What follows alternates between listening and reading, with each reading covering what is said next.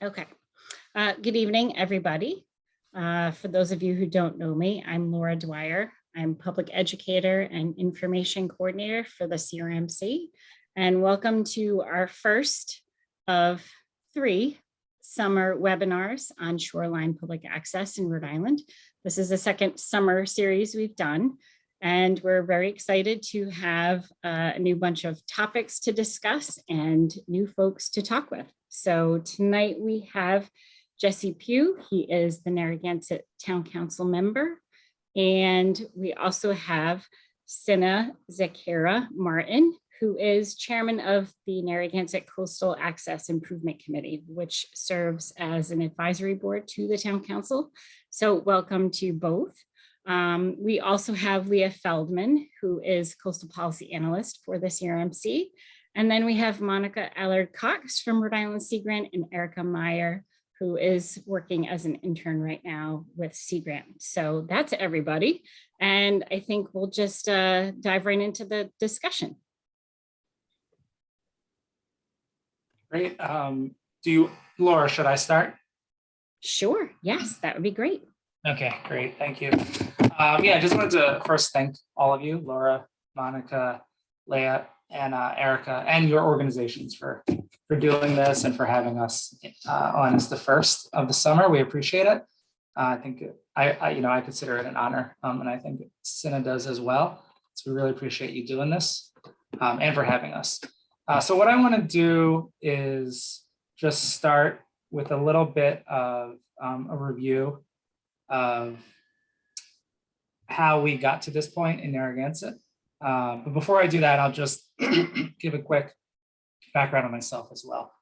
So I am the town council president here in Narragansett. It's a 5-person council. We serve 2-year terms. So every 2 years, when there's an election, we re-elect or we elect new members to the town council. So they're short terms.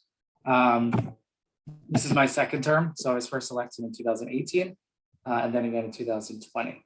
And we have a much different council this term in terms of coastal access and kind of the views on coastal access and support of access in general than we did with the last council.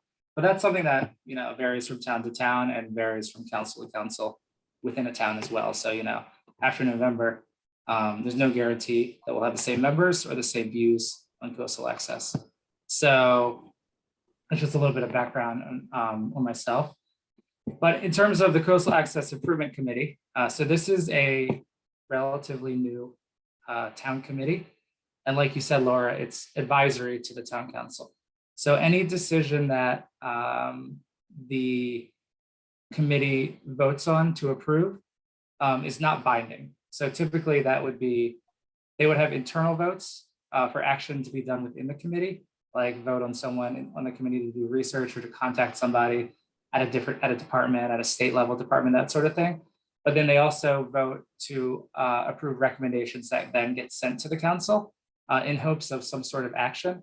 But there's no requirement that the town council take any action on recommendations. This term, the council has taken recommendations from the committee and acted on it. But again, there has to be a member of the town council that's willing to do that, to take that recommendation, support it, and then put it on a future meeting agenda for a vote. So that's kind of how the committee works. And that's how most of our town committees work. Excuse me. They're mostly advisory and they send recommendations to the council. There are boards like the planning board and the zoning board. Those are different. So we kind of put them in a different category than an advisory committee like the Coastal Access Committee. But let me share my screen. I want to give a short little review of the committee and how we got to where we are now. If I can get myself set up correctly. Okay, 1 second here. Okay, this should work. Okay, and let me see if I can just make this full screen. Okay, everyone can see that, right? Okay, perfect. All right, so the Narragansett Coastal Access Improvement Committee. In terms of history, this committee is a result of certain things that took place over town over the last few years. And that's where we started to see the need for a group like this. So in 2019, I was on the town council, again, a different council with different members. And we started hearing some complaints from fishermen, surfers, and others who were visiting an area of town that's always been popular for fishing and surfing. So that area is called, we call it the Avenues. It's basically a series of roads in Point Judith that go to the water. So there's a few CRMC right-of-ways there. They're really popular, and there's other cross streets. So it's a neighborhood that's always been used for parking so that people could surf there, people could fish there, people could sit on benches and just look at the water. But it's for decades, people have used that. Recently though, over the last few years, we started hearing reports that people were getting ticketed there, parking tickets, and in mass. So it would be a busy day. There'd be a lot of cars parked down there, and then someone would call the police department and say these cars are parked illegally, and then they would come and ticket all the cars.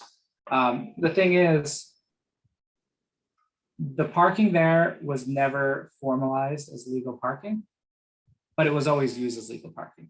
And things have changed over the years. So what was kind of a neighborhood full of little cottages and that sort of thing, part-time residences, has become filled with larger houses. The yards have crept in to make the streets more narrow.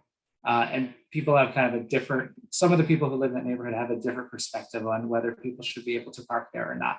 So there was nothing that the council could do to change this without changing the ordinance. So really we need to make some of that area have legal parking so that people can continue to park there and access those right-of-ways. Because without the parking in that part of town, it's not really that useful to have those right-of-ways. It's not an area that you walk to if you lived in the north end of town. It'd be hard to get there with a surfboard. You really need to be able to park somewhere relatively close to access those two CRMC right-of-ways. So myself and another council member put an item on the agenda, and this was back in 2019, to make some of those streets have legal parking so that people wouldn't get ticketed. Because the thing is, people were parking there anyway. People would park there whether they were going to get a ticket or not. But we felt like we wanted to promote these areas, these right-of-ways, and allow for some parking while keeping the other side of the street clear so that emergency vehicles and residents can still get through. What happened when we put that up for vote was the motion got rejected. There was a 3-2 vote, and we weren't able to make that change and add the parking. But it did get a lot of publicity, a lot of people coming to the meetings. It made it a more visible issue in town, coastal access in general. Then something else happened at a future meeting. Same council. This was later in 2020. We had an item on the agenda that was put on by the police department. So all the different departments in town can place items on the agenda. It's routine, it happens for all the departments. But there was an item to remove 3 parking spots from another CRMC right-of-way. Well, the street that leads to the right-of-way, and that it was Hazard Avenue. So some people might be familiar with that area. Again, another popular spot, more for fishing and for people just going down and walking on the rocks and checking out the shore and the ocean. When that item was on, it just kind of, it was on the agenda, kind of innocuous, not really like anything that you would notice. So when the discussion came up, it passed, I think, 4-1 to remove those spots. And the reasoning by the police chief, and you get it as a public safety officer, you have a very focused kind of goal, which is to do what you believe is best to make an area safe. So it was put up by the police chief to remove those 3 spots so that residents on that road, just a few houses on that road, could back in to go in and out of their driveway and not have those cars parked on the other side of the road. However, it's debatable whether that was necessary. There's limited parking on that road. So removing 3 spots removes a decent percentage of the available parking on that road. It did pass though, and what I'll say is I voted to approve that removal. And one of the reasons was I hadn't done my research. And to me, that was clear after the meeting. So after that meeting, I thought more about it. And what I decided was that it's really tough for a town council who has all sorts of issues in town to deal with, not just coastal access, but budgets, safety, school, everything that a town has to deal with. It's hard for us to pay attention to everything that's happening with parking, with right-of-ways, and with coastal access. So the idea that I came up with, and I'm sure other towns have thought of this as well, was to establish a committee dedicated specifically to coastal access.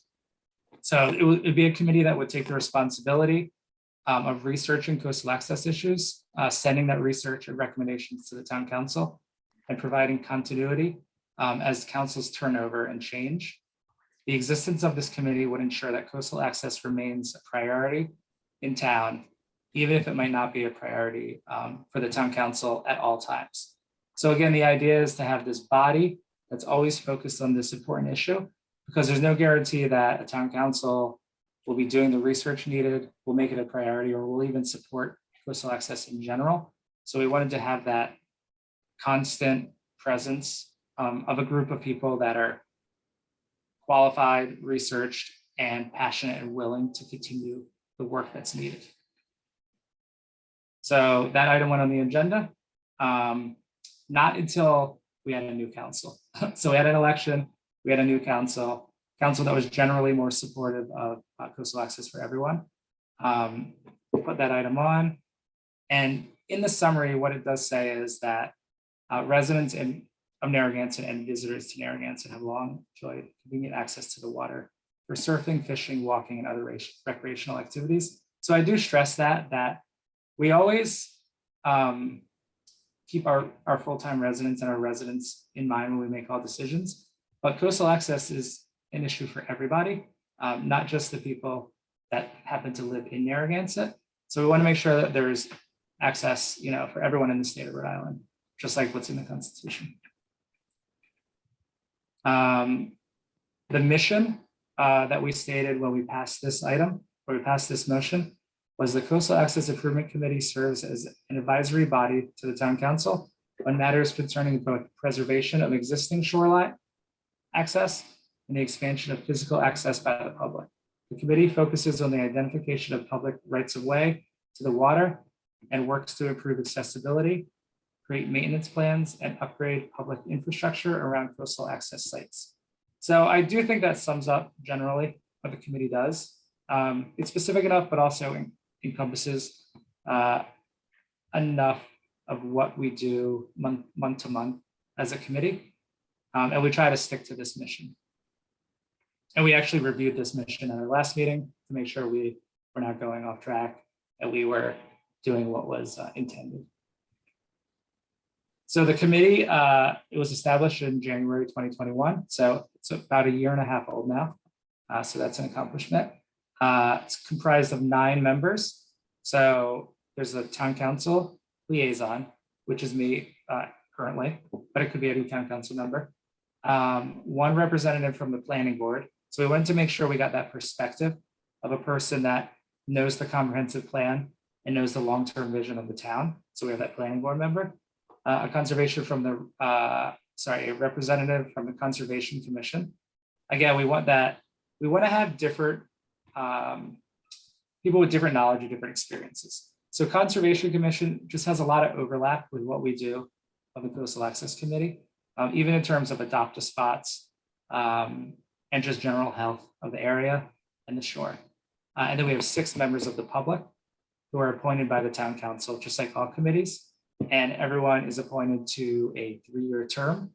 When we started this committee, we had to stagger the terms. So some people got 1 year, some people got 2 years, some people got 3-year terms. But moving forward, everyone will have a 3-year term.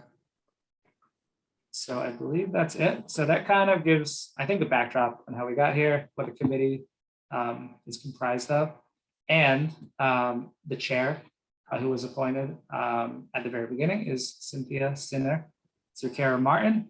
And really what we were looking for in a chair was someone who would be able to dedicate the time be passionate about it, be professional in the way that they operate. And Cinna's really done that. So I couldn't be happier with the work that she's done and the committee in general. So thank you again for the time, and happy to answer any questions as we go on. Oh, let me stop sharing. I can figure this out. Okay. All right, cool. Great. Thank you. Thank you, Jesse. Sure. And with that, I think that's a great segue into Cinna's portion of this discussion. So take it away. Hi, I'm Cinna Zerquera-Martin. I've been living here in Rhode Island since the Eisenhower administration, and I've always lived along the coast. I think I was maybe 35 years old before I discovered anything west of Route 95. So I've been firmly entrenched in coastal access for a long, long time. I wish to echo Jesse's sentiments and to thank you all for having us here and allowing us to speak. This has been a wild and busy year that we've had. So let me give you an idea of where we started, what we're doing, and how we're going forth from there. This committee was formed in January of 2021 by the Narragansett Town Council. Then we had to go to the next town council meeting for the appointments, the next meeting before we were actually meeting and electing our officers. So the first, quote, business meeting with some meat and teeth to it did not occur until May of 2021. So it's been a very, very short year. And in that time, I think we've done an awful lot of real good stuff. The first thing that we took a look at was the geography of Narragansett. Narragansett is unique in that it's a virtual peninsula. We're bordered pretty much on three sides, either by the Atlantic Ocean or the Salt Pond or the Narrow River. So there is a lot of coastline in Narragansett. So the first thing that we wanted to do was take an inventory. What is here? What is it that we should be looking at? What are the resources available to us in order to do that? So the first thing we did was pulled out this publication, the Public Access to the Rhode Island Coast, which was published back in 2004 and is available hard copy at my house, which I bought, I don't know how many years ago now. But this publication is also available on the CRMC website. And it lists all of the public access locations all throughout the state, including Narragansett. The second thing that we took a look at was I was introduced to the CRMC website and the mapping tools that were available there. And quickly I was able to see all of the rights of way on that map. It's an interactive global map that allows you to identify all of the public access locations throughout the state. So we focused right in on Narragansett. First thing I wanted to do as a former financial executive is I wanted to reconcile the two documents, the CRMC rights of way to the public access document, realized that they didn't align because there's cross jurisdictions in a lot of the territories here in Narragansett. So we decided to focus in a little bit more on the CRMC mapping tool that was made available just recently in the last few years. And I think Leah Feldman from CRMC would best describe what that map does, what sort of information that's in there, and not only physical locations, but photographs and legal documents as well. So Leah, if you want to talk a little bit about the documents that you have in PDF and the interactive map, that'd be great.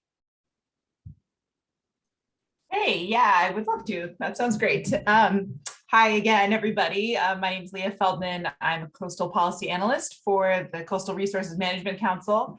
And yeah, I'm happy to chat a little bit about some of the tools that we have that are were created and are there specifically for the purpose of facilitating access to the coast in Rhode Island. So I also have a couple really quick slides I'm going to share. So I'm going to try and share my screen. So just bear with me while we sort that out.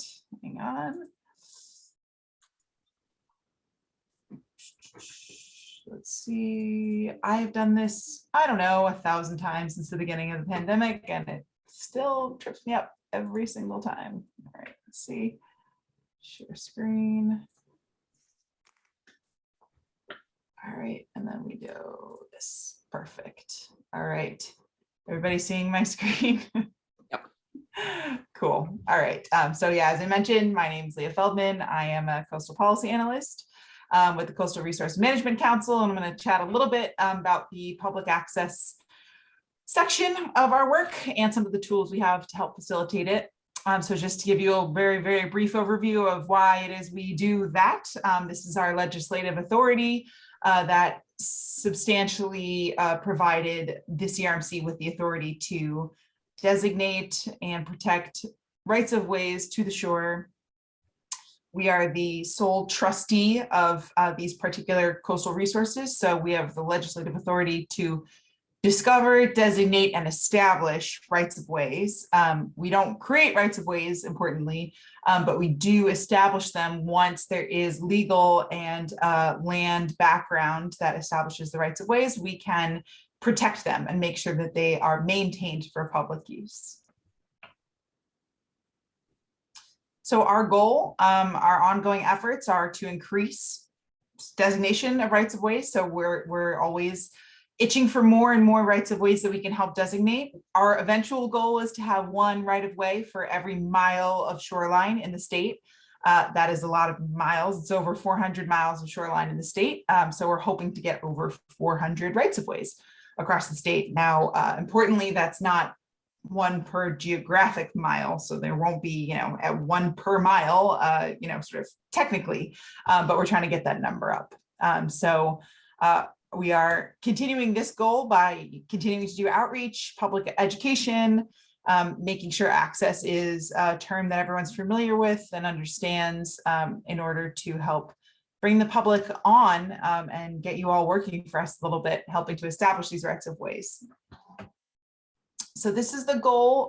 This is the document that Cinna referred to earlier. This is our public access to the shore document that was made with a partnership between Sea Grant and CRMC. As Cinna mentioned, there are some discrepancies here. This is no longer a fully up-to-date document.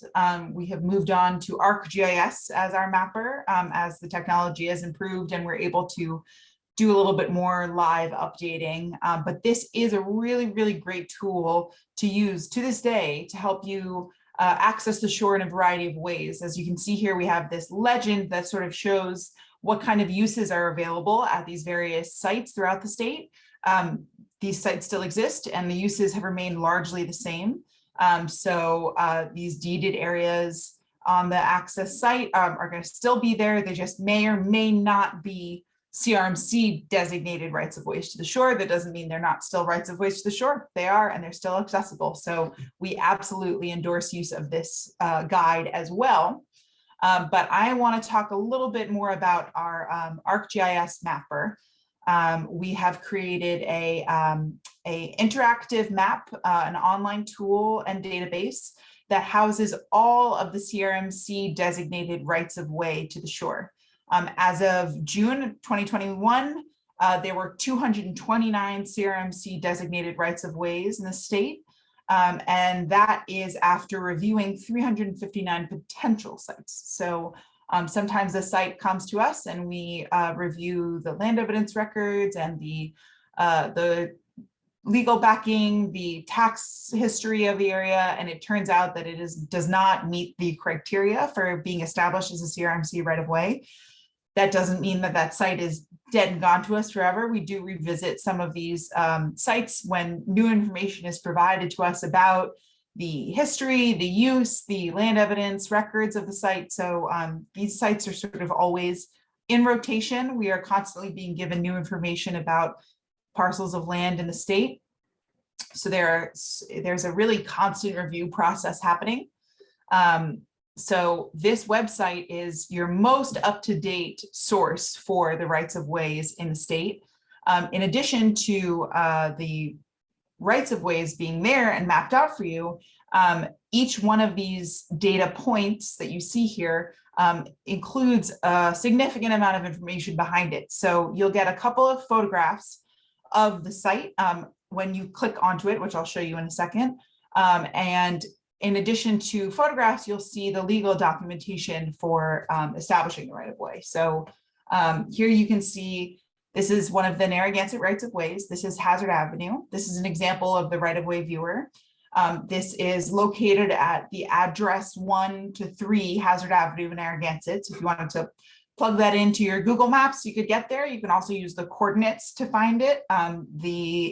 The site does include additionally coordinates. Hazard Avenue is located at 41.45 degrees north and negative 71.453 degrees latitude. And by clicking on the location, you can see photographs I mentioned earlier, and then also on the top left corner of your screen, you'll see the designation files from when this right-of-way was originally established, which was October of 1993.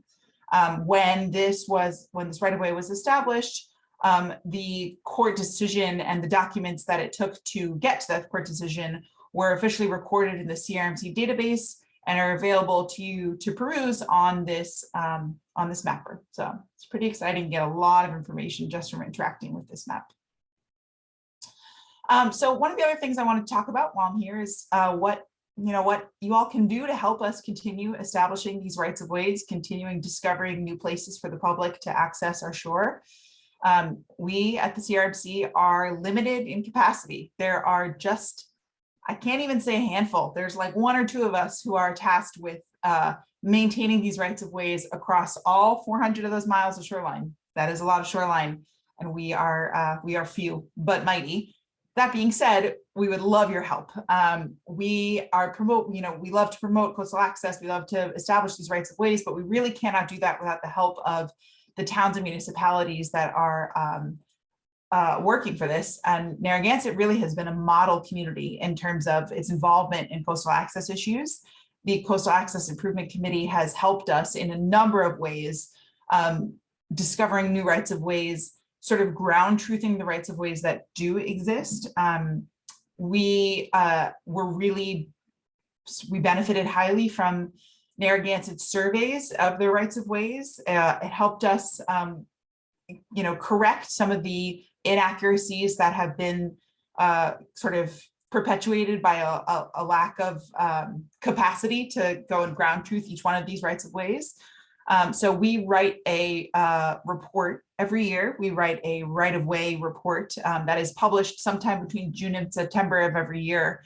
And this is basically our way of sharing with the public everything that's been done in the last calendar year to improve, enhance, and expand the rights of ways and public access in the state.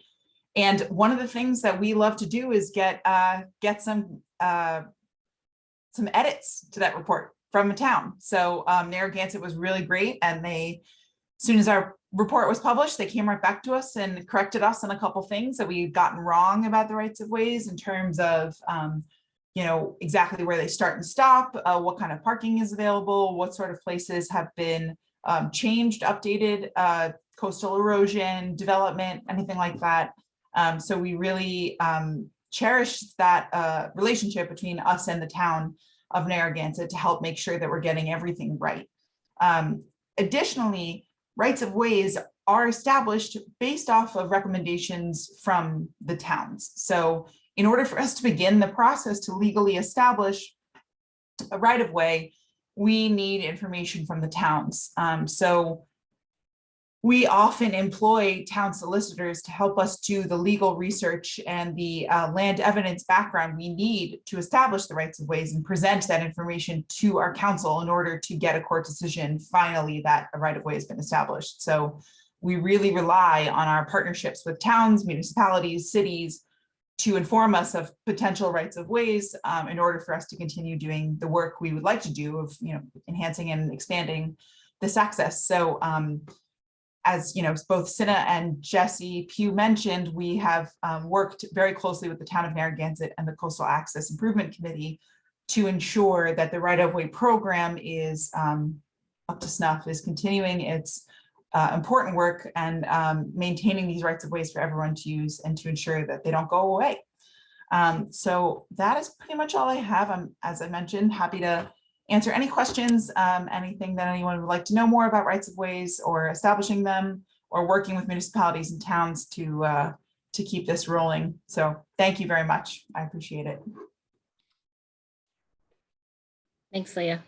I think I'm going to punt it back to Cinna to talk about some of the cross-jurisdictional elements and the cooperation, kind of continuing that element of how it all works together. So go ahead. Okay, yes, we did discover by utilizing the public access document and comparing it to the ArcGIS that there were some things under CRMC were designated and other things that were other state entities. We have DEM that controls the state beaches. We have Fish and Wildlife that controls the Black Point area and the Camp Cronin area. We've got the city of Providence that owns Camp Cronin, the actual parcel of land there. We've got the Port of Galilee. We've got the town of Narragansett. We've got the Department of Transportation. We've got CRMC rights of way. We've got private rights of way. So it was quite a job at first to filter through all of these different access points and determining, okay, what should we start working on first? The first thing that we started working on was all of the closures due to COVID. During the beginning of the pandemic, many public access points were,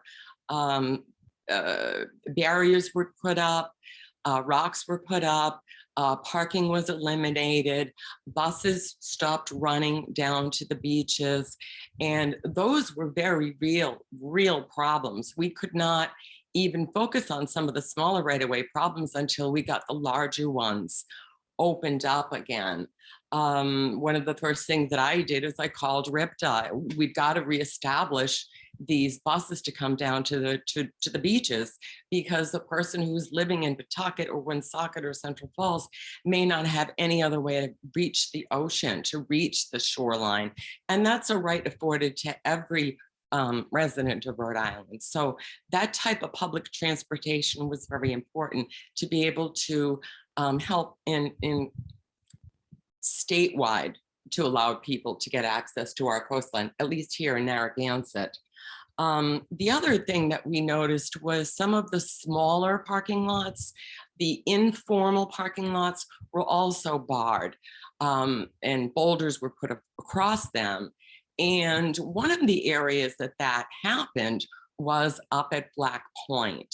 There is an official Fish and Wildlife established parking lot there, and it does house quite a few cars, but there was also a much smaller turnoff that was just up the road that had been used for decades, and it had been closed off. So we wanted to see what we could do to perhaps even open that up, because there are hiking trails in addition to fishing locations off in Black Point. So we as the committee, we took that in and we did our research, extensive research, including aerial photography before drones that I believe Mr. Bousquet took from the air. And we were able to see historically that area was always used as a pull-off, always used as a parking lot. So we said, okay, we've got historical evidence.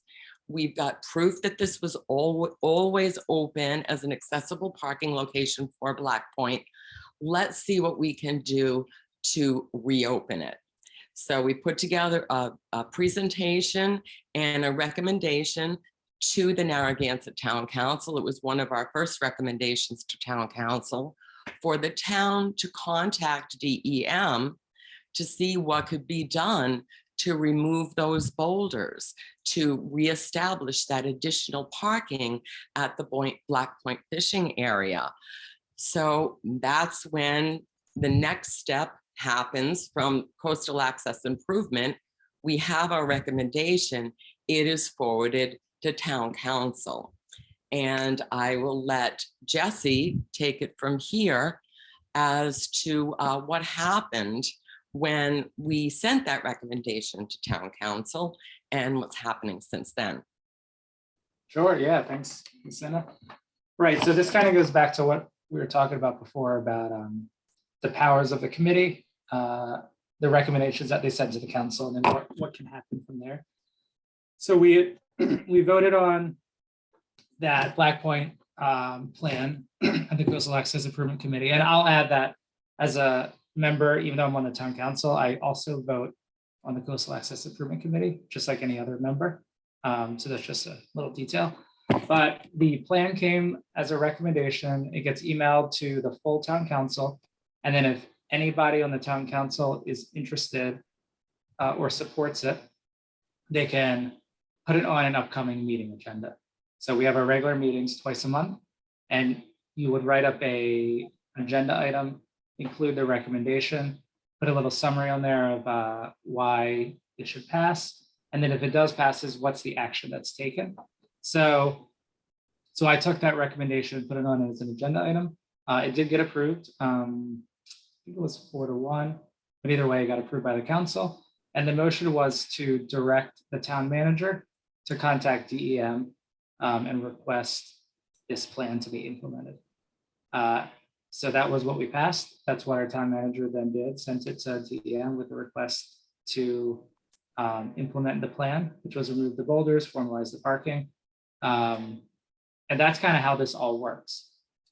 We get the recommendations from the committee, and then it's up to the council to work with staff to move forward with them. We did not get the response that we were looking for from DEM, but that doesn't always, that's what happens sometimes, you know? You're not getting everything you want just because it got approved on the town level, especially when it's state property. But we have heard that there is a private group who is interested in maintaining that Black Point trail as well as the parking, who is in communication with DEM discussing that same plan. So for us, we don't care who gets something done, as long as we see the progress that we're looking for. So if a private group is able to work with the state to put together a plan, use some of the work that our committee did and get it done, and then also have a maintenance plan in place moving forward, hopefully forever basically, then that for us, that's a win. And we feel like the time we spent and the work we're doing is helping. So the more people that get involved, whether on the committee, private individuals, whatever, that's what we want to see. Yes, that is an example, again, of the cross jurisdiction that we were talking about before. We looked at that one location, which was controlled by DEM, but the road that it was on was controlled by the Department of Transportation. So again, we had multiple jurisdictions in control of that particular area. And our work did pave the way for a private group of citizens to form the Friends of Black Point, to try to wade through DEM, Department of Transportation, and the town. And as Jesse mentioned, excuse me, as Jesse mentioned, we will view this as a win. Maybe the win didn't come directly from DEM to the town to our committee, but the work that was carried on by this group of citizens, by this group of residents, that was very inspiring to us, that they would continue that work and be able to fine tune it even further. And they're actually working on a memorandum of understanding with them now. So this is a great example of how a town committee and private citizens and multiple state agencies can work together It can be done. It takes time, but it can be done.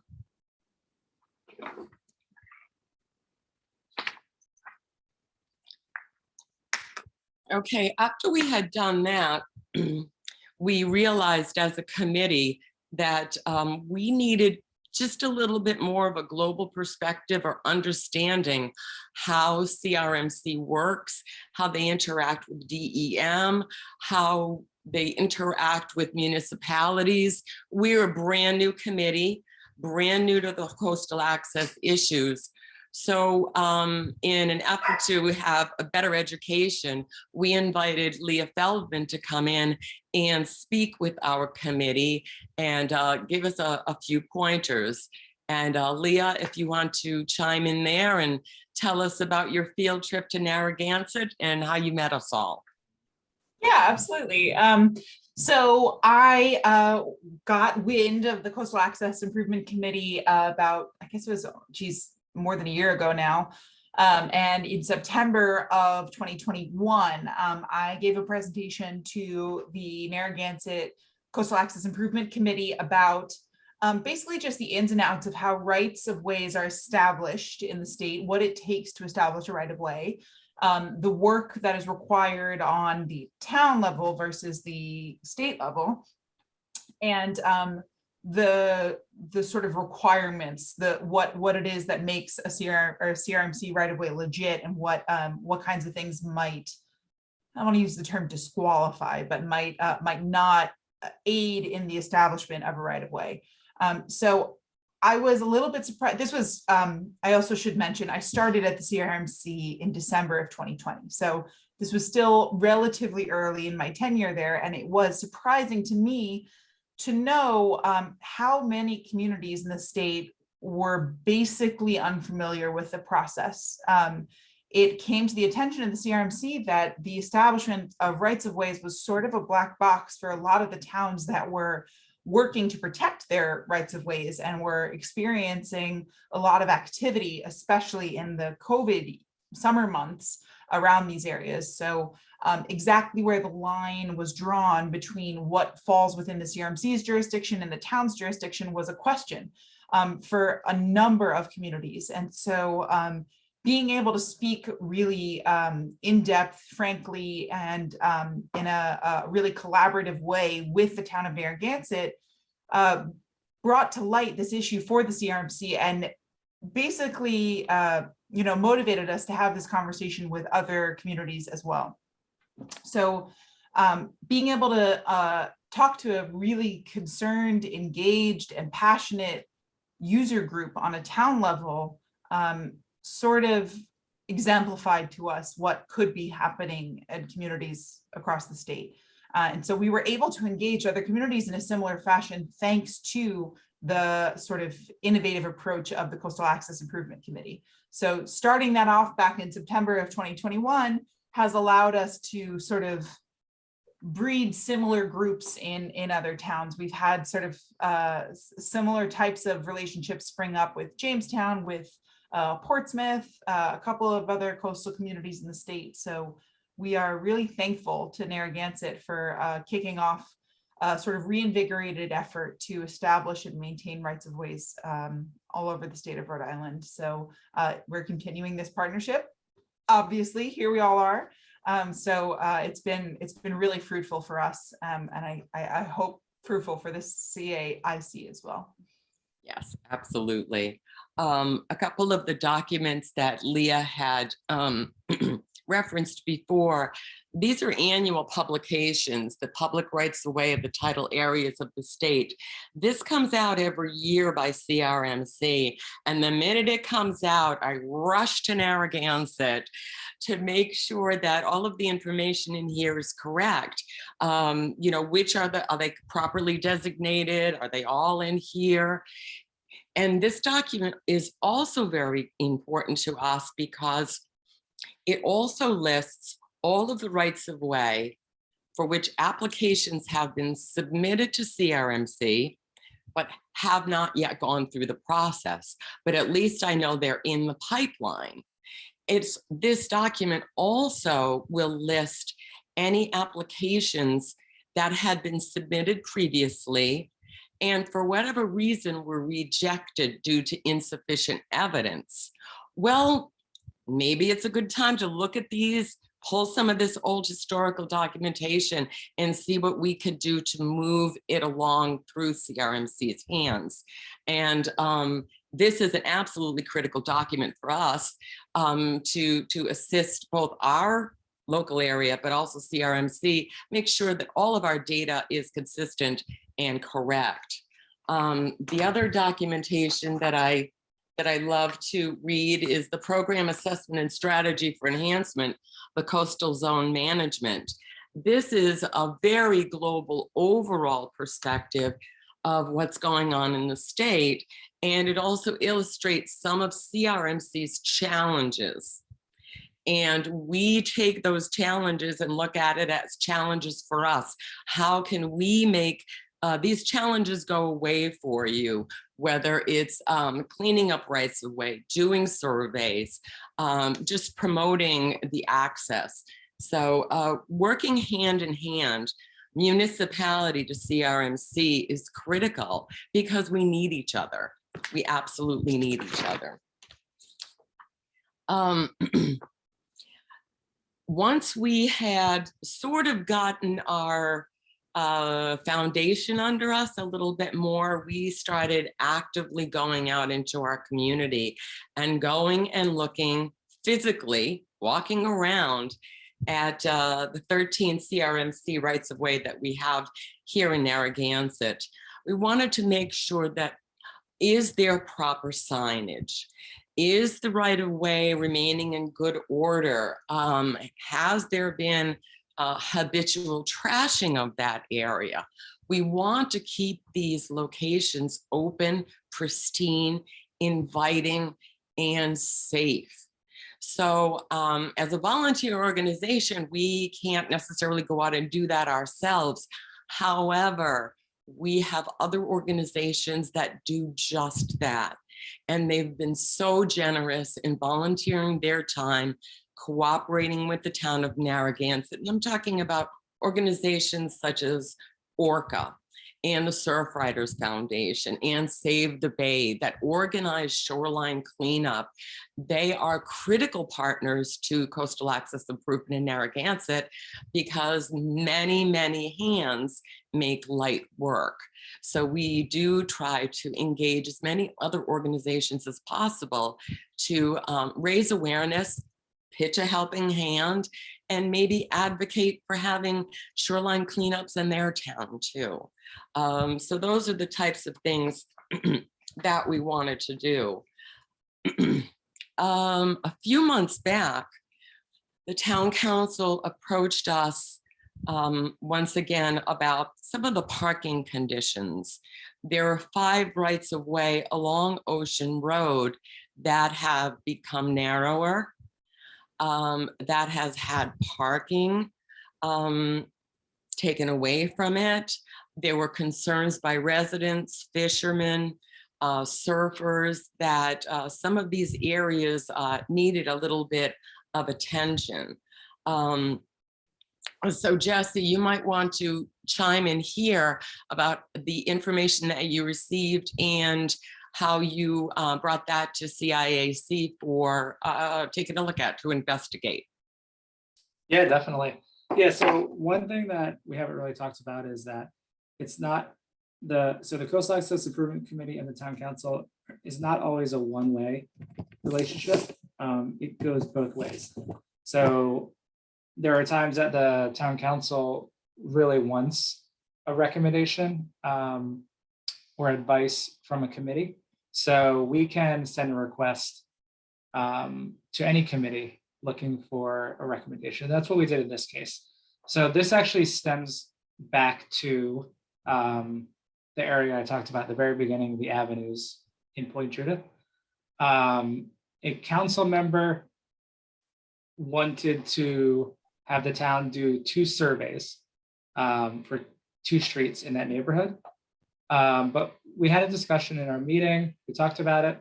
And what we said was, well, we have this Coastal Access Improvement Committee that we established for this specific type of reason. So instead of us just blindly approving this and surveying these 2 roads, why don't we get some input from this committee, see what they think, and maybe they can get into some of the specifics, and they'll do the research and get back to us. So we did that. We sent the request to them, and the CAIC came back and actually recommended 5 streets instead of 2 to be surveyed. So the committee included Hazard Ave, Newton Ave, and Bass, which are 3 perpendicular streets off of Ocean Road that go right to the water. So those 3 streets plus the 2 streets, Pilgrim and Conant Ave, on the avenues down in Point Judith, and was very specific with the recommendation. We then put that back on an agenda at the town council level and approved that. So instead of us just quickly approving two streets to be surveyed at the town council level with no additional research, we took a little bit more time, used our committee that we have, and I think made a more, in-depth, thorough decision. And we just got those surveys back a few weeks ago, and those will be public. But again, we were able to go to the committee and use them as a resource. So it was just a perfect example of how the 2 bodies can work together. Thanks, Cinna. Thanks. Thank you to Cinna and Jesse. And I think what we'd like to do in light of the number of questions that we've gotten is kind of wrap up the discussion part and kind of move on to the Q&A, unless there's any other information that Cinna or Jesse you feel like the folks need to know, or Leah, sorry. I think if there's nothing else, then we'll move on to questions, but just wanted to give you that opportunity. I just wanted to, again, thank the different departments and different organizations for being so willing to work with us. And I think there's, it sounds like genuine, joy of having the relationship with the town and having that kind of symbiotic relationship. So again, thank you for not, for being accessible to us when we get in touch. And we in the CIAC are also looking at a more holistic approach also to shoreline access. We've been involved with the House Special Commission on lateral shoreline access. And I had an opportunity to testify at Charahoe to the commission directly, and had the great pleasure of listening to Bella Noka, who talked a little bit about the Narragansett tribe and the town that bears their name, the beach that bears their name, and the financial barrier to get onto that beach. And again, this was a more holistic approach, came home from that commission, came home from that testimony, and we brought that to the entire committee and talked about bringing the Narragansett tribe onto the Narragansett Town Beach that bears their name.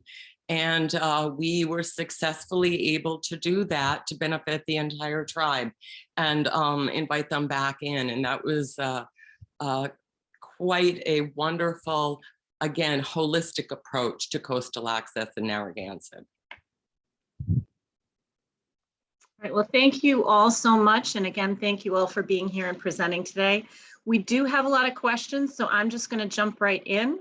Eric and I will take turns, and then I'll direct it to anyone, and we'll just make sure everyone has a chance to answer if they want. So the first question we got some questions ahead of time, is will the 6 foot above the height, oh, excuse me, sorry, wrong question. What percentage of the public access points have public parking, and is there a map to show them? Are these access points available 24/7 for fishing? And I'll just say quickly, we've put a couple of links into the chat that the shorelineri.com website will indicate parking at the different rights of way. We are in the process of updating that information this summer, but please feel free to check that out as far as understanding where parking is available. And then I would say, Cinna, if you'd like to start off with that question, that would be great. Sure. Again, within Narragansett, we have some unique geography in that we have local, state, and federal access points in Narragansett. And I would have to say that more than half of them have public parking. Now, these access points are not only the CRMC access points, but they're also the public access points that are illustrated in this document as well. In terms of fishing specifically, there are a number of access points all along Ocean Road. We've got Monahan's Dock, 24/7 parking, Bass Rock Road, Hazard, Newton Avenue, Black Point, the Camp Cronin fishing area. Those are in Galilee. Those are all available with parking 24/7. In Point Judith in the Avs, there is parking, but it is limited to 5 a.m. To 9 p.m. So there is a shorter window in parking in the Point Judith Avenues, but it is there. Currently, the Rosen-Ullman Park is closed for renovations. There's been some coastal erosion there, so the park itself is not open, but there is parking all along the road, and there is a footpath to the shore there as well. Some of the smaller rights of way that are on the Salt Pond and on the Narrow River, they're very small rights of way. They're in somewhat marshier areas, and the parking there is a little bit more limited, but anything along the Atlantic coast is pretty much wide open, not to mention the state beaches and Jerusalem and Galilee. Thank you. And then Leah, I don't know if you wanted to add anything to that in terms of like the broader state picture. Yeah, absolutely. Thanks. It's tough for CRMC. Unfortunately, parking falls outside of our jurisdiction. So anything outside of the right of way itself, like the actual parcel of land that people cross over and use as right of way, is up to basically the town or whoever owns the parcel of land to designate for parking or not. So towns have employed ordinances that have expanded parking. They've employed ordinances that have reduced parking. It is pretty much entirely up to the town to establish or remove parking. So it's something that we're working with towns on, but we are not able to really enforce or influence in any significant way. But it's something that we're certainly thinking about quite a bit. Thank you. Okay, so our next question was that records indicate a 50-foot wide public access between Route 1A and Narragansett Beach that has been eliminated by private properties and the Dunes Club tennis courts and parking lots. This access point has been brought before CRMC several times, but has never really seen the light of day. There's no public access to that 1 mile stretch of beach during summer months. Can this be addressed in some way? Well, answering from the Coastal Access Improvement Committee, we have been made aware of some of the older rights of way that have disappeared over time, lost through time, lost through records. An example of this is the Narragansett Cliff Walk. We used to have a Narragansett Cliff Walk here, the same as Newport, but that was wiped out during the hurricane of 1938. So that is a very huge project. It's recorded in history, but a lot of that actual land was lost. The first year, as I mentioned, this has just been the first year that our Coastal Access Improvement Committee has been together, and we have been focusing mostly on the existing rights of way, things that we can actually easily identify now. Are there historical rights of way that are out there? Absolutely. We have private citizens coming to us and saying, hey, I've got a private right of way that was part of my deed in my land, and we're getting older now and we want to turn that over to CRMC. We're able to, we'll pick up little ones here and there. But given the fact that we've only been together for a year, we are a group of 9 people who volunteer our time. There's only so much we could do within that first year, but we have these on our radar. But we are going to depend greatly upon whoever posed this question, if you have documents, you have evidence, you have paperwork, send it to us. We'd love to see it. It may not be on a high priority for, say, 2022, but certainly as this committee and this organization grows, that's something that we can look at in the future.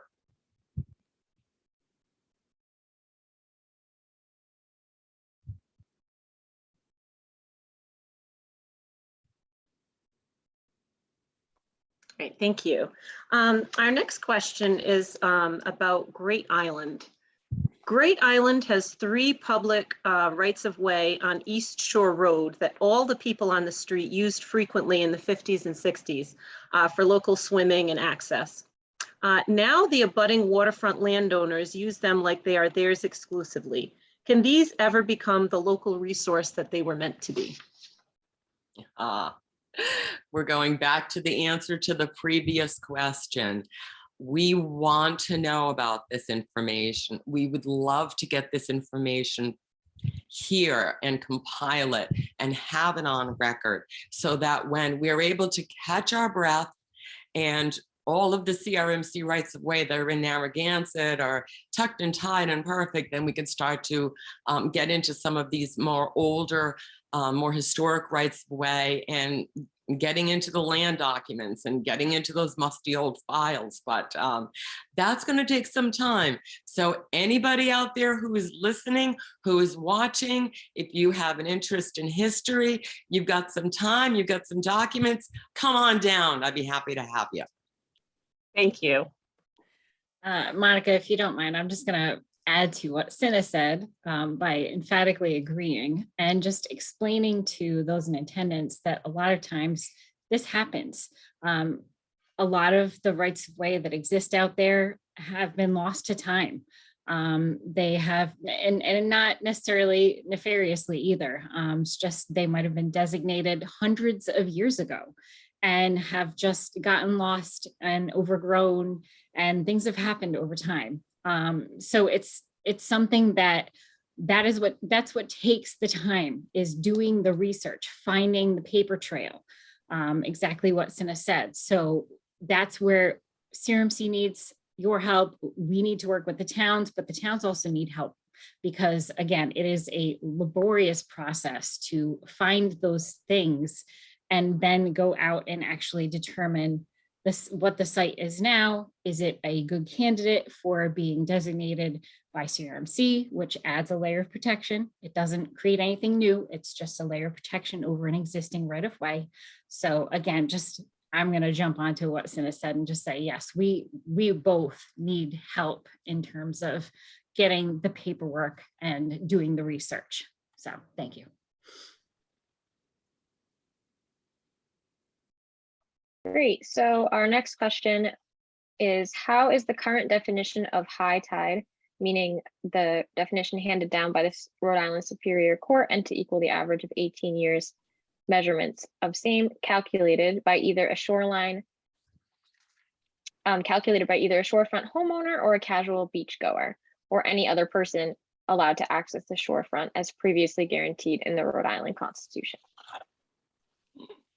Okay, I'll field that one. Go for it, Cinna. And you can jump in afterwards. How can the casual observer calculate the mean high water mark? You can't. You can't. And Janet Mary Friedman and Nathan Benatero proved that just about 2 or 3 weeks ago. They had to go out there with the massive GPS equipment, something you're not going to carry in your back pocket, you wouldn't even have access to. Extraordinarily scientific data, large and awkward equipment. And even if you get a reading on that day, guess what? It's going to change tomorrow. It's absolutely going to change tomorrow. So yes, we are stuck with our Ibison decision. It's an unfortunate one.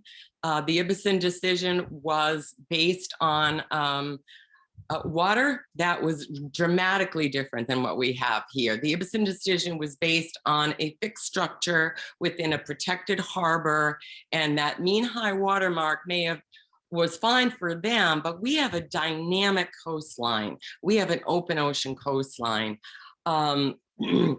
So that was the whole reason why the House Special Commission on Lateral Shoreline Access was formed over a year ago, because we recognized that the rights of our citizens in Rhode Island to access the shore, you really can't do it with the mean high tide line unless you're willing to walk with scuba gear, because you'd be underwater most of the time.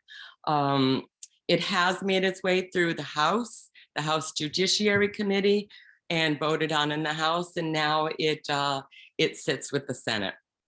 And Leah, if you want to jump in with more on that. Not necessary. You did a great job. But what I would like to say is this new bill, which is H 8055, now sub A, it has made its way through the House. It now rests with the Senate. Whether or not the Senate will be able to take it up during this legislative period is unknown at this time. So I encourage everyone out there, call, fax, text, email, carrier pigeon, whatever you've got to do, contact your senators and ask them to bring this to the Senate floor to vote on this and have a workable solution for every resident of Rhode Island to exercise their constitutional rights. Because here in the municipality level, we've got better things to do than argue over property rights and are you trespassing or aren't you trespassing? There are bigger issues, more global issues that benefit more people than property disputes. So the answer is no, we can't calculate it. And we're trying to fix that. But you got to call your senators to get some support to do that. Thank you. So thank you for that. And we actually do have a follow-up question regarding that proposed legislation. So in Rhode Island, this legislation, and please correct me if I'm wrong, would allow public access to the shore up to 6 feet above the high tide mark using the debris line instead of this, mathematical model. So the question is, will the 6 feet above the high tide mark change, such as during storms, et cetera? Getting back again, this new legislation to which this refers has not even gone to the Senate yet. It has only gone through the House of Representatives. It's also important to note that Bill H 8055 now has a sub A, which is a substitution of the original text. The original text granted the public's rights 10 feet landward of the high tide swash line. It has now been modified to 6 feet landward of the latest high tide swash line. That's how it came out of the House. Once it goes into the Senate, it could be amended further. So this is a little bit of a premature question, but I'll give you a practical answer. Should this make it through the legislation, there is language in the legislation that says you cannot cross seawalls, you cannot cross landscaping, you cannot cross cliff faces, you cannot cross legally constructed coastal barriers. Realistically speaking, we all know living in Rhode Island, we get a hurricane or another superstorm Sandy, that debris is going to be halfway across the street. Does that mean that the public has the right to halfway across the street? No, we've got to use common sense. We've got to use common sense and within reason. We have coastal storms. Does that really extend our rights? No. Does that extend our right to be cautious around the coastline during that time? Yes. And the farther away, the better, especially if there are active waves. So that's a good question.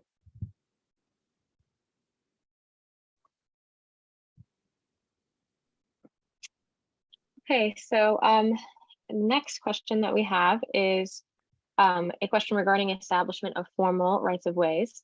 Can a sand path that has been used for over 50 years to get to the beach, but is only accessible via boat, meaning canoe, kayak, smaller boat, be deemed a CRMC right-of-way. This is over private property, but leads to a public road and a CRMC right-of-way. So access is from a salt pond to a public road and then a CRMC designated right-of-way. Can I just jump in here and then Leah can kind of fill in any gaping holes that I might leave?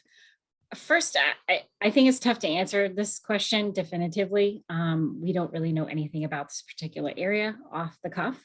If it's a town right of way, well, that's one step in the right direction. If it's not, it has to be in order for CRMC to even consider it as a CRMC right of way, potentially. So again, going back to what Cinna and everyone else has touched on, we need information. So I would just encourage the person to either email the town with documentation or information and or CRMC. And I guess I would just leave it at that. And Leah, you can take over if you'd like to say more. Yeah, no, you pretty much covered it. I think I'm all right. Thank you, Laura. Great. So we have a question again for CRMC. Does CRMC or Sea Grant, and I can say no for Sea Grant, have a publication that towns could use as an educational tool describing the responsibilities of those who own properties abutting a right of way?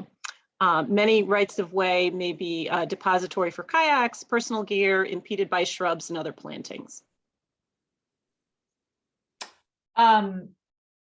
No, we don't have a publication that meets that description. We the rights of ways that are abutted by private property in the state vary enormously. They are very different depending on the community, and the impact or the sort of responsibility of an abutter to a right of way changes place to place. So there are certain things that of course are true across the board, and we could certainly put that into a publication. For the most part, private property owners that are adjacent to rights of ways or abut rights of ways find us, and communication is open pretty quickly. So we are able to, for the most part, interact with those that abut rights of ways. I am curious about the latter part of that question, in which it states that rights of ways are often sort of receptacles for kayaks and life jackets and things of that nature. We certainly discourage any kind of obstruction on a right of way. I'm not sure if that kind of the use that's being described there would constitute an obstruction, but rights of ways are meant for public passage. They're not meant to store any kind of recreational gear. So that's certainly something that if it happens, is brought to our attention pretty quickly, and we are able to clear obstructions from rights of ways with pretty simple visit from our enforcement team. So when and if that ever happens or occurs, we'd like to know about it. So please feel free to contact the CRMC with any kind of obstruction to any right of way you might see across the state, and we will work to rectify it as soon as we can. Great, thank you. Can I just add to that, Monica, quickly? I would just say if people are using that particular spot to launch their kayaks, then that's not necessarily a problem. If they're being left there for days on end, that obviously is an obstruction. To just sort of, I don't know if this would really satisfy the question, but we do have a brochure on our website that is pertaining to public access. It's public access, your rights to coastal lands and waters of Rhode Island. And it's just general information about how it all works. It's under education and outreach, if anyone is interested in checking it out. And obviously, as the public outreach person, if there is a demonstrated need for more information to be made available in an educational way, I am happy to do that. So folks can reach out to me directly as well.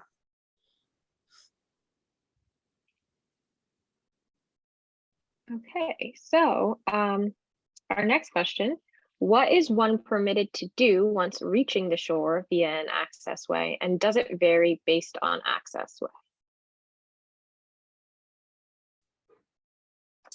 I could take this one as well. Cinna, I see that you unmuted. I don't know if you wanted to jump in.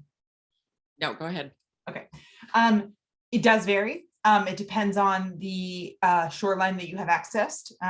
So the conversation that's been happening around the state in terms of this, the lateral access bill, has to do with the area that is protected for the public laterally along the shore. So basically from the water's edge landward, the rights of ways we're discussing here are generally considered perpendicular access. So the way that you get from the land to the sea, quote unquote. So what happens once you've crossed over that right of way into the beach or the coastal area depends based on what kind of shoreline we're talking about. We have in the state, we have town beaches that are owned by municipalities. We have state beaches that are considered state parks.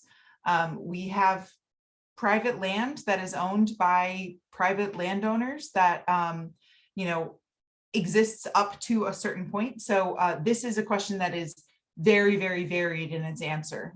It depends entirely on the kind of access you are utilizing, and where in the state it is. So for the most part, and there are exceptions to every rule, but for the most part, a perpendicular right-of-way access point should bring you to a shoreline area that, depending on what happens in the next couple of weeks in the General Assembly, should bring you to a federally protected, constitutionally protected swath of land for you to navigate on, for you to walk on and enjoy.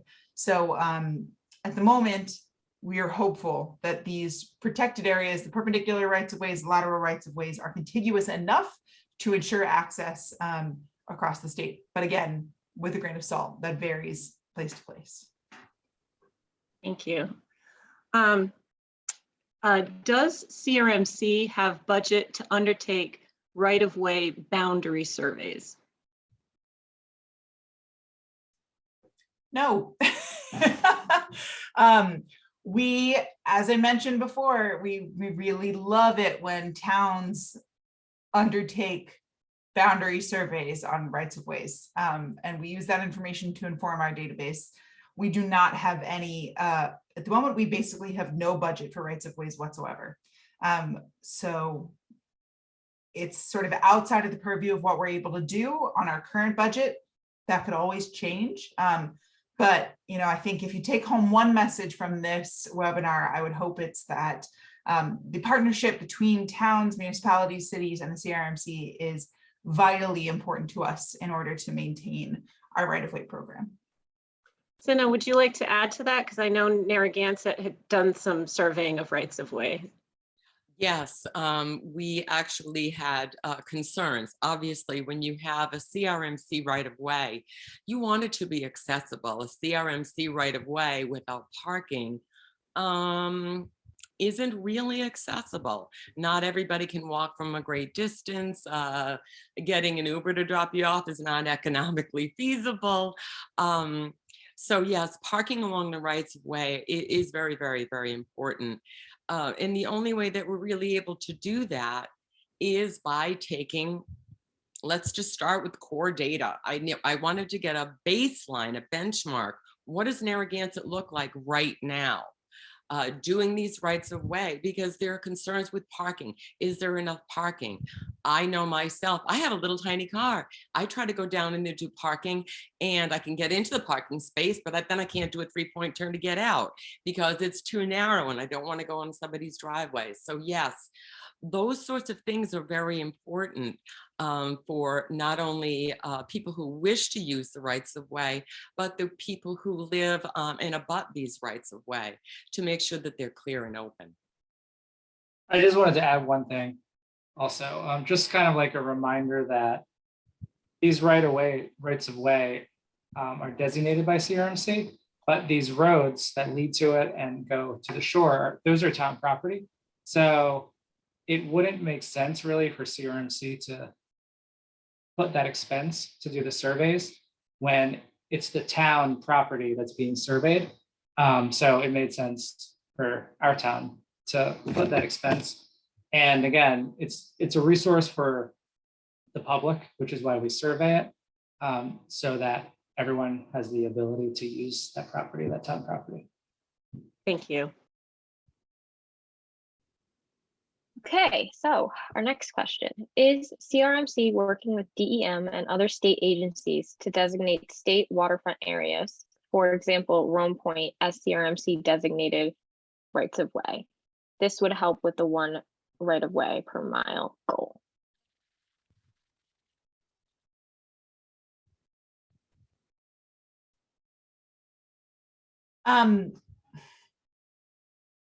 Are we working with DEM to establish rights of way? I guess the answer to that is not actively, no. We recognize DEM's role in all of this. There are, state property, state land that DEM maintains for good reason. There's a possibility that there was conversations about this prior to my time at CRMC. As I mentioned, I've only been here about 1.5 years.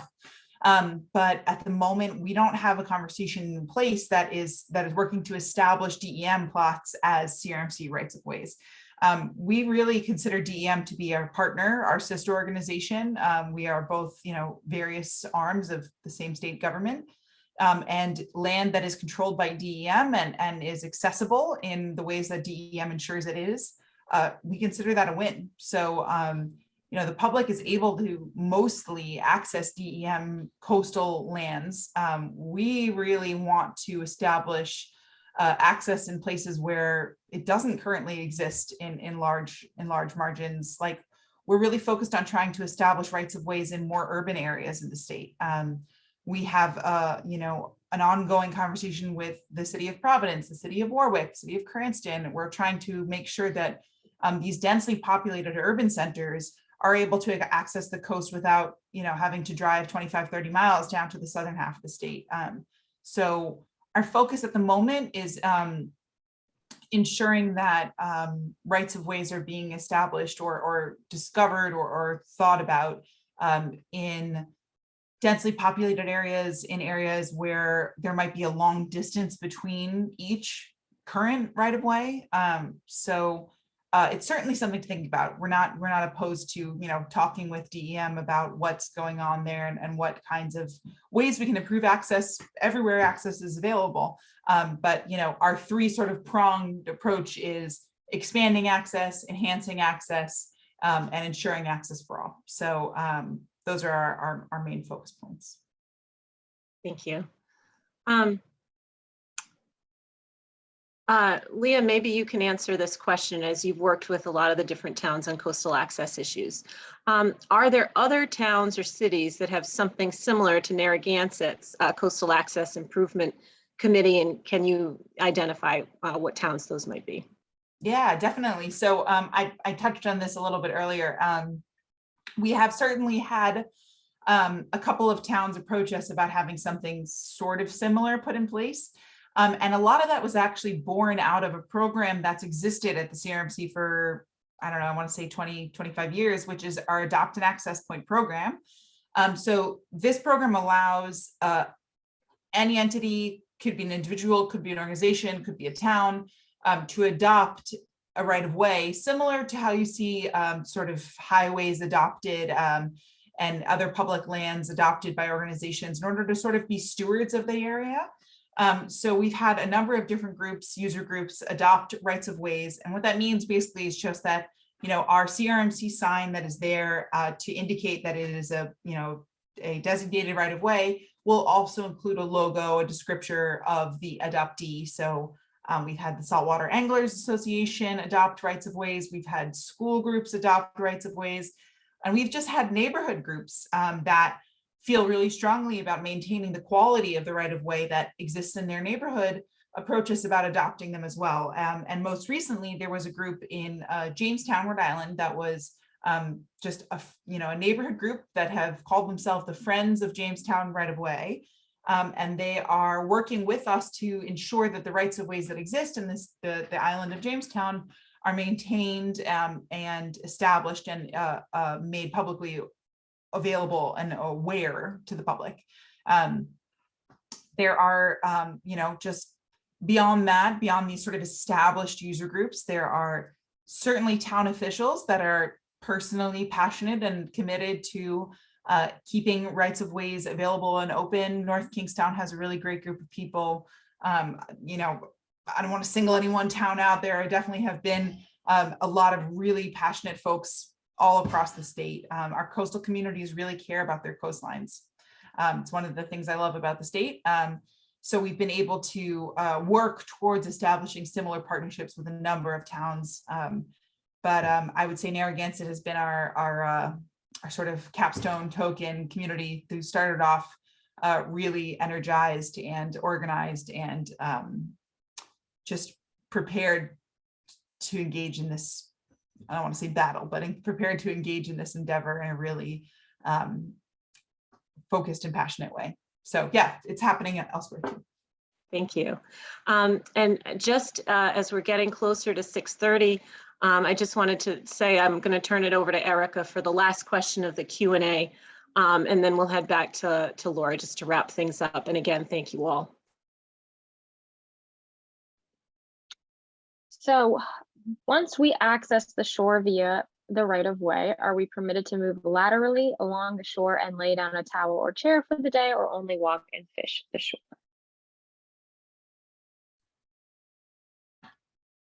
So the Rhode Island Constitution protects the right of the public to access the shore. There are other states in our region that have listed activities specifically that the public can engage in the federally protected shoreline area. Rhode Island has a more broad approach. So if you are within what the state recognizes as the public trust land, lay down a towel, hang out. You can be there for as long as you want. There are misinterpretations of this constitutionally protected right that abound in the state, partially because the Rhode Island Constitution was founded based pretty closely off of the Massachusetts state constitution. And that state constitution deliberately states activities that can happen in this land. So Massachusetts outlined specifically fishing, fouling, and navigating as what are the activities that are allowed to take place in the publicly protected land. Rhode Island doesn't have that specificity. So at the moment, as it stands, and all of this is, currently being sort of scrutinized at a level it hasn't been for quite some time. As of now, if you're in that swath of land that is considered publicly protected, you can lay down a towel.